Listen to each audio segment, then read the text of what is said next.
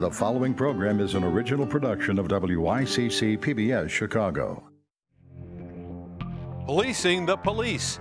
Will Mayor Emanuel's new plan for investigating misconduct restore trust in the Chicago Police Department? The Springfield Shuffle. Will that face-to-face meeting between Governor Rauner and Speaker Madigan finally mean progress on a budget deal for Illinois?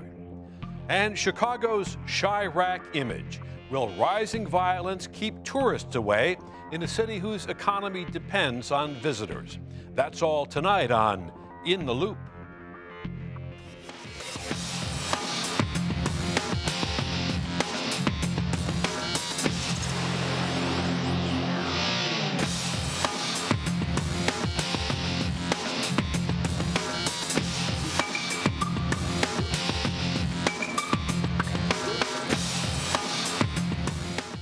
Good evening. I'm Chris Bury.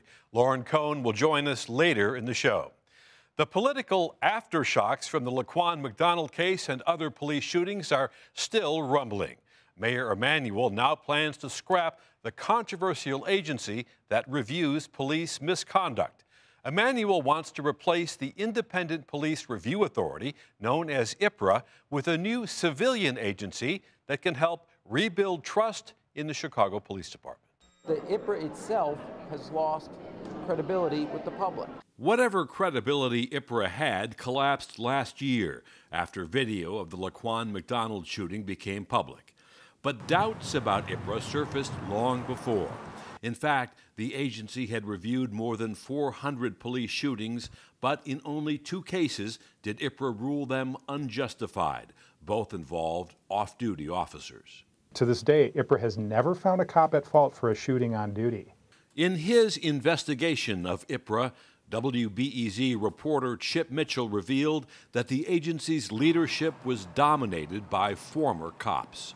We also found that IPRA was trying to silence some investigators on its staff that believed officers were at fault in some specific shooting cases. We also found that IPRA was trying to scrub any signs of dissension about shooting cases from the case files. So there would be no record that the bosses had overturned the investigators' findings about those cases. Hell no, we won't go! Hell no, we won't go! As political pressure over police shootings grew, Mayor Emanuel appointed a police accountability task force.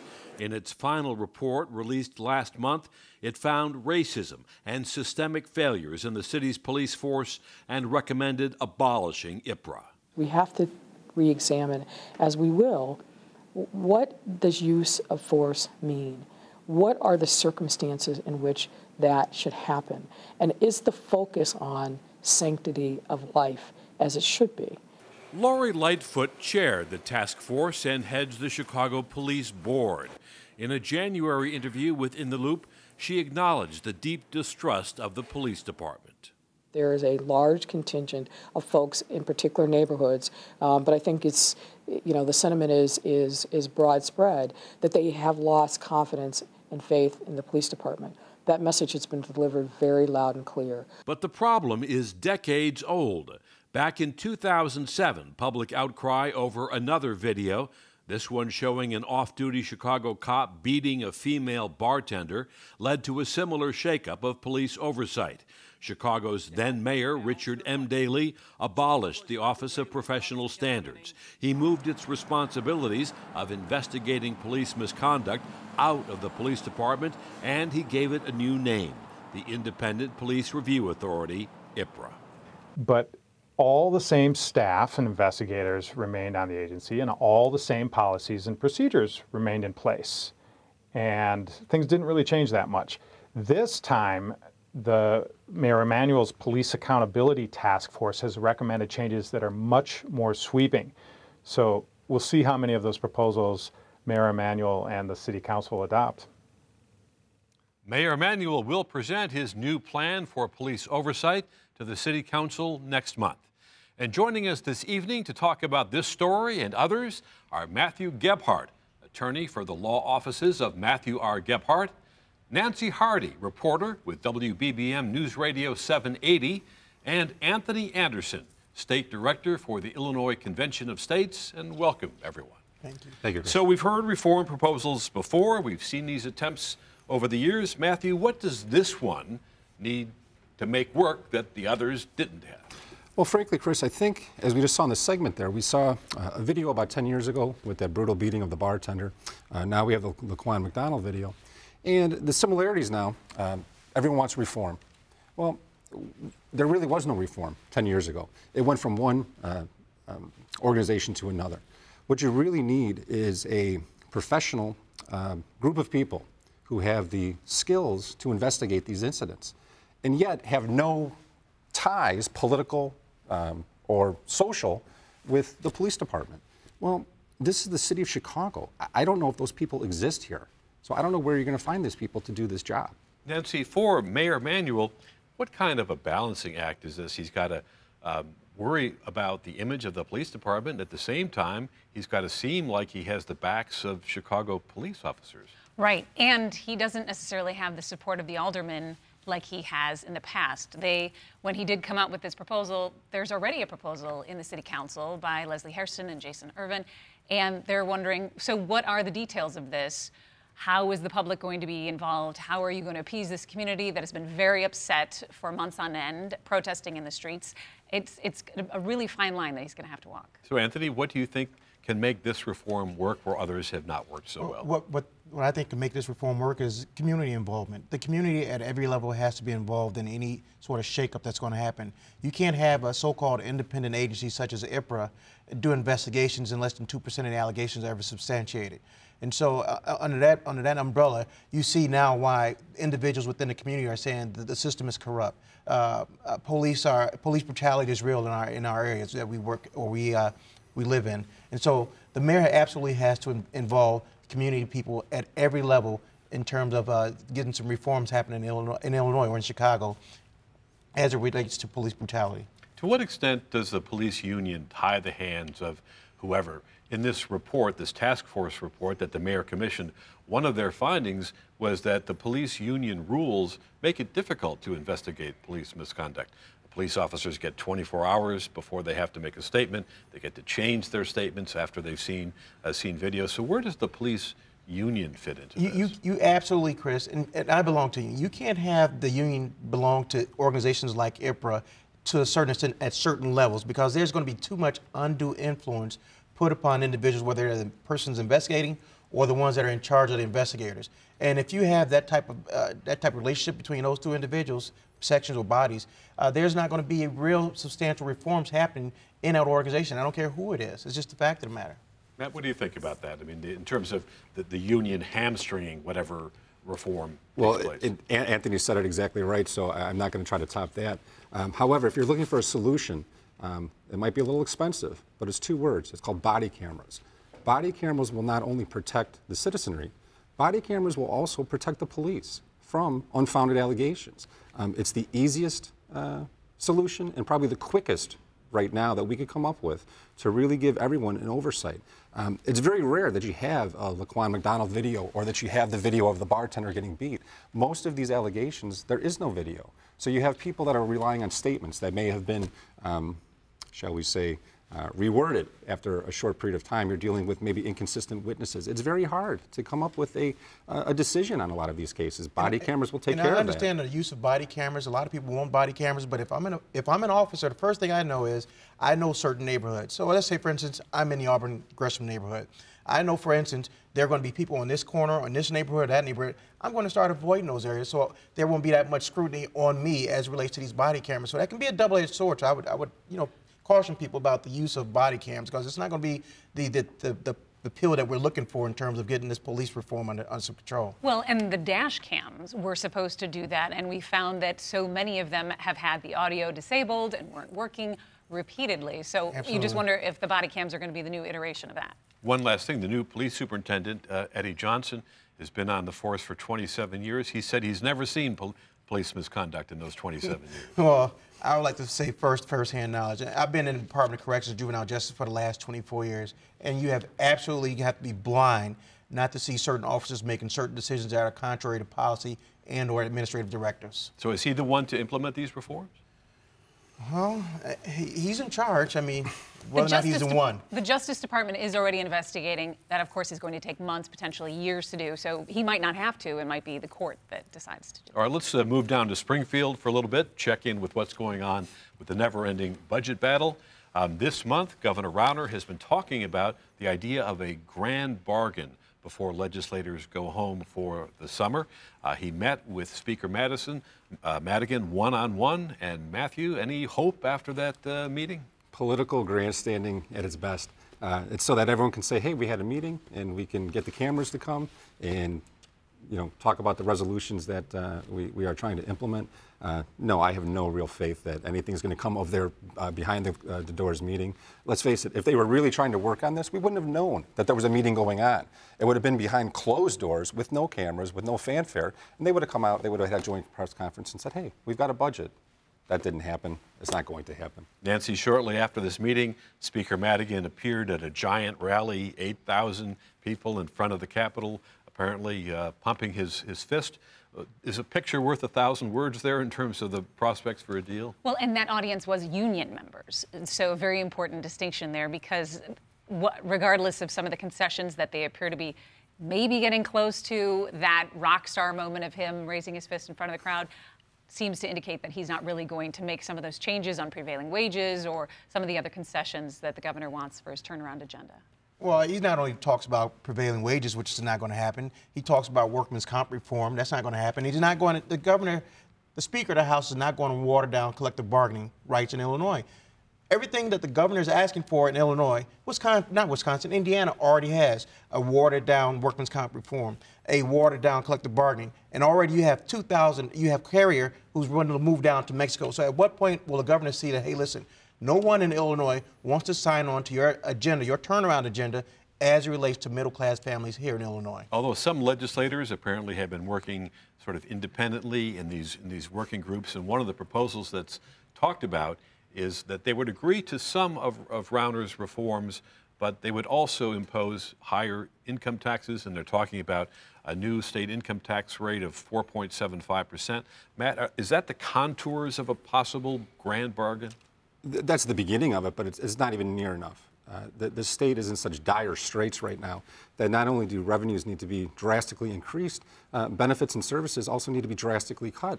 No one wants to say that. It's very unpopular. I certainly don't like to hear it. And if I was a politician, I wouldn't want to get on TV and say it. But anyone who looks at the numbers and sees the financial distress the state is in, it can't be denied. We can't continue to go on this way. And speaking of financial distress, we have 1 month left in this fiscal year, and Illinois, Nancy, is now on track to spend in this fiscal year $10 billion more than it took in revenue. What does that mean? Well, and good luck, right? You're still trying to resolve last year's budget while also crafting a budget for the next year. I think that a lot of people are seeing that there is going to have to be a change there's going to have to be an increase in taxes. They seem to be, we already raised the income tax, the state income tax at some point, rolled that back. Maybe it wouldn't be as painful to do it again because we've already been down that road. I don't know, but there definitely needs to be some more revenue in there. Anthony, is Nancy right? Does this mean this continuing multi-billion-dollar deficit? Does it mean a tax hike is absolutely inevitable? A tax hike for the state of Illinois is imminent. It's just a matter of when. The governor has, not only the governor, but the General Assembly has dug this hole so deep that it will take, again, those revenue cuts like we were talking about and tax increases. There's no other way to get around this problem that we've made. And as time goes on, the problem gets worse and worse. And so at this point, we have to ask ourselves as residents of Illinois, can our elected officials come together and compromise on a budget plan that neither side will win. Neither side has to win. But we need to get the state back on track. That's period. And while we're talking about Governor Rauner has said he will not attend the Republican National Convention this summer, nor will he support the presumptive nominee, Donald Trump.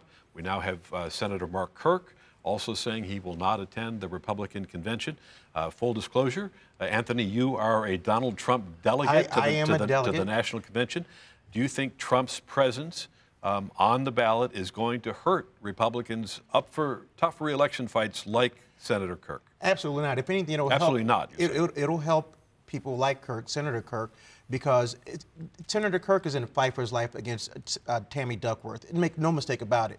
And having a candidate who's popular, like a Donald Trump, especially here in Illinois, where Donald Trump received a lot of Republican votes, it can only help Mark Kirk and others like Mark Kirk in this upcoming general election. Well, of course, Donald Trump received those votes in the Republican primary. We're talking, Nancy, we're talking now about a general election. How does the Trump ticket figure into Illinois, do you think? Well, I will say that while Trump did receive a good number of votes, there were almost twice as many primary voters this time than 4 years ago, and so many more of them came out for Hillary Clinton. So it is going to be really interesting. This is obviously a very blue state. I think that there are a number of Republicans higher up on the ballot that are concerned that their voters either go towards the Democrats or stay home. Matthew, what's your thought about Kirk? Does having Trump at the top of the ticket make Mark Kirk more vulnerable? Well, Chris, we've got 5 months to the election. And frankly, it depends how many people Donald Trump alienates between now and then. I don't know. You know, he is a very polarizing candidate. And if it breaks in a positive fashion for him, it'll break positively for Kirk. If he goes out and really steps in it, Kirk's going to have a hard time. Then again, Illinois is the home state of not the presumptive Democratic nominee yet, but many people feel that Hillary Clinton will inevitably become the nominee. Does Clinton's home state factor in, Nancy, in terms of helping her against a Donald Trump, and what does that mean for other Illinois races? Well, and she is in town to fundraise in in Park Ridge today. Right, exactly, where she's from, although she's claimed, you know, to be from New York as well. So I Cubs think fan and a Yankees fan, yeah, that's tough. Right. Just one other thing on Trump, and I would say that yesterday when he announced the list of 11 possible candidates for Supreme Court. For Supreme Court, I think that's definitely one of those moves where he's like, you may not like me personally, but here's what I would represent as a Republican president, and reaching out to some of those people that are a little hesitant. But Anthony, when you look at all of the very prominent Republicans who have said they cannot support Donald Trump, every member of the Bush family, you know, Presidents 41 and 43, Bush, you know, Governor Romney, Ted Cruz, the list goes on, and isn't that going to bring down the Republican turnout for Trump here in Illinois? Well, to some extent, but then again, we're talking about Bush 41. I mean, he didn't absolutely have it was a failed presidency, if you ask me. You had Bush 43, you know, the recession had started. Mitt Romney, he couldn't even get past Obama. So these are Republicans who, in any case, are not winning their parties. Those are entrenched Republicans who have a sort of I would say, a message to put out there, and it's not the regular message. That's why you have Donald Trump, a person in Donald Trump, who has made it this far, not only in the state of Illinois, but around the country. People want change. People don't want the same message that the regular Republicans have been giving out. They're just tired of it. Well, Matt, except that most of the Republicans in Illinois are in the Chicago suburbs. And are those Republicans likely to be Trump supporters in the fall? You know, Chris, that I don't know. What I do know is that the Illinois political climate is a microcosm of the overall Republican Party throughout the country. Republicans were upset the day President Obama took office. They've had 8 years to get a nominee that they can all get behind. And this is what they have. It's got to be very frustrating for the Republican Party to be in this position. They've had 8 years to coalesce, to come together, to get a message out there that would resonate with 50.1% of the people, and they've still failed to do that, even after having 8 years of prep time. Nancy, when you look at the electoral map, Illinois has been a blue state for a very long time. Do you see anything changing that? Well, as Anthony pointed out, Trump is appealing to a group of voters that may not have come out in large numbers before, so I do think there is a chance that we will see a different group coming out, but the numbers for the Democrats were pretty strong. And just for the record, as long as we have an unpopular governor like Governor Rauner in Illinois, I am at the least concerned whether or not he's going to be at a convention in Cleveland, Ohio. He's just way too unpopular. He's better left from where he's at in Illinois. And he, of course, is not up for re-election this year. Chicago's second city is famous for poking fun at the politicians we've been talking about. And given our town's rough and tumble politics, they have no shortage of material.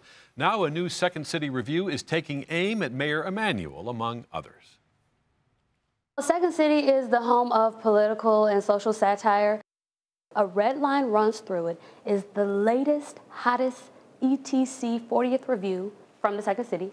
One thing that's really cool about Second City ETC in particular is that, you know, we have Chicago audiences. So comedy is a nice place to talk about things that people know and have in common. Having to talk to my landlord, Sergey, on a day we know our mayor. We have a mayor. And something personally that I take away from why I love that we have Mayor Emanuel in the show, that Nina Simone said that you can't be an artist if you don't reflect the current times. So he is the mayor of our city, so he comes up in our show about Chicago. I got a mayor named.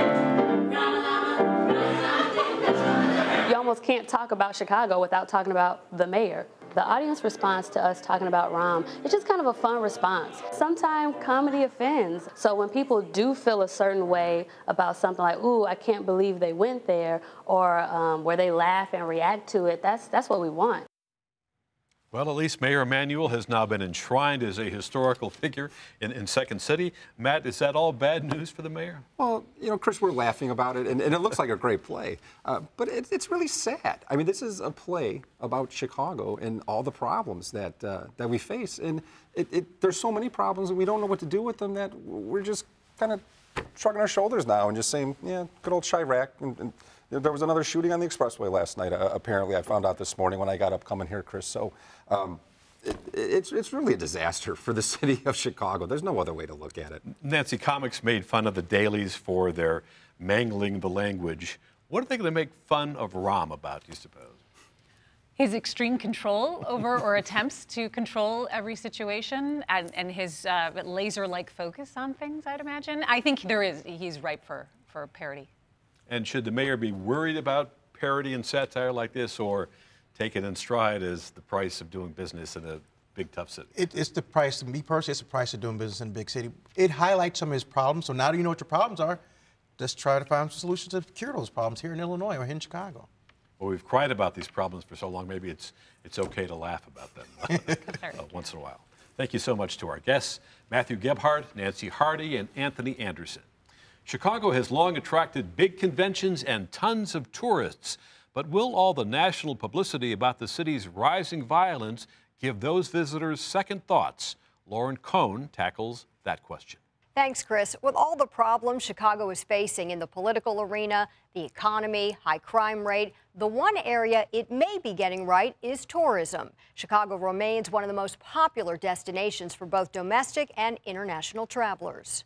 Chicago broke tourism records in 2015. For the first time in the city's history, 52 million visitors traveled here. We are seeing some unprecedented travel and tourism boom for the city of Chicago and the state of Illinois. Chicago's Tourism Bureau, Choose Chicago's interim CEO Mark Anderson, says he's optimistic about 2016, but says there are some challenges. We knew coming into 2016 that it was going to be a down year from the amazing 2015 we had, and one of the reasons for that was due to the Olympic bid the city had in the mid-2000s. A number of conventions that were looking at us for 2016 decided to stay away because of the thought process that the Olympics might be in our cities. When asked about Chicago's violence making national headlines as a deterrent for travelers, Anderson didn't express concern. Our city is doing so much to address this concern. We stand with the mayor's office and the state of Illinois. Chicago Tribune reporter Robert Chanik found Chicago has 9 fewer conventions and 187,000 fewer hotel rooms booked than last year at this time. Advertising was scaled back last year as Choose Chicago waited months for budget dollars from the state to roll in. And he says Chicago's high crime rate could be a factor. It's not a leap that I would comfortably make, but it's been posited by some people that it's a challenge. Suburban tourism bureaus are also keeping a close eye on Chicago. Meet Chicago Northwest President Dave Perillo says his region, which covers 8 communities, did well in 2015, up nearly 7% from the previous year. But 2016 may not be so fortunate. So we are concerned that as Chicago is running softer for 2016, of course the whole Chicagoland is going to experience a softer market. If Chicago tourism drops, so does traffic to the northwest. So Dave Perillo is focusing on big draws and pouring his ad dollars into local campaigns and not other states. Our region is particularly known for being a meetings and conventions destination with over 60 hotels. We have a large convention center here in Schaumburg. Of course, some of our leisure destinations include Woodfield Mall and Arlington Park Racecourse. So what about the tourists who flock to the museums, enjoy the lakefront, and pose for pictures at the famous bean? What do they say? We never thought about the violence and stuff. All we think is, you know, come and visit Chicago just for the view and the city. I work in Oakland, so I've seen worse.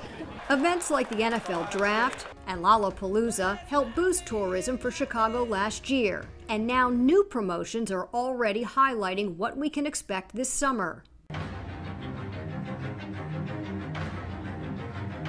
For the first time, Chicago is hosting the America's Cup, the James Beard Awards, and Copa America soccer tournament. Choose Chicago says it's on track to meet Mayor Emanuel's goal of 55 million visitors by 2020. I think there's a pretty good chance if you look at the trajectory. I mean, it's up, I think, from about 43 million visitors back in 2011. There's still a lot of good things to sell about the city. I think the chances of getting there, and it's just a prognostication, are still pretty good. They're not that far. They're 3 million shy. And I think, Chris, that Robert Chanik from the Tribune makes a good point, and that is there is a lot that's great about the city with all the bad publicity we do get about crime. And one thing I want to point out that Choose Chicago brought up is that they have created 15,000 jobs through tourism in the last 5 years. 3,800 of those were just last year. So that is something that is positive. As you pointed out, though, we're going to see a drop in 2016. The officials attributed that to the Olympics not being in Chicago. But we've known that Chicago is not going to get the Olympics since 2009. How does that account for such a drop this year? Well, so many conventions book in advance. So when they saw that we may get it in 2016, they pulled out. And conventions can be cyclical. So we can see some conventions coming in, some conventions coming out, and so they're not quite sure. And what's interesting also to point out is that, you know, we did so well last year, which brought in a lot of money. They had $14.9 billion in direct spending by visitors. So when you break that down, the hotels made money, the restaurants made money, the businesses made money. We hope that happens this year, and it continues into 2017, but we don't know. As you pointed out in your story, there have been not only local headlines, but of course national and international global headlines about Chicago violence. How do tourism officials here counter that? What's their strategy to kind of downplay that? Well, they don't really want to address it, and they may be behind closed doors, not to us. Their strategy has been, let's focus on the domestic markets, let's focus on leisure, not even focus so much on international. But the conversation does have to be had about the crime, because we don't want to see it, you know, change the pattern of where we're headed in terms of positive tourism. And I suppose tourists know there are some areas to stay away from just for safety. They do, absolutely. And that's what they pointed out in our story. You know, they're going to the areas where, you know, there's the Bean, there's Millennium Park, there's the museums where they know, and they're being careful about how they travel there. On that note, we have to wrap it. Thank you, Lauren Cohn. That wraps up tonight's program. You are now in the loop. To learn more about our show, we invite you to log on to wycc.org and click on In the Loop. And next week, water testing in the Chicago area has found lead levels surpassing federal standards. Next time on In the Loop. Until then, for Lauren Cohn, I'm Chris Bury. Good night.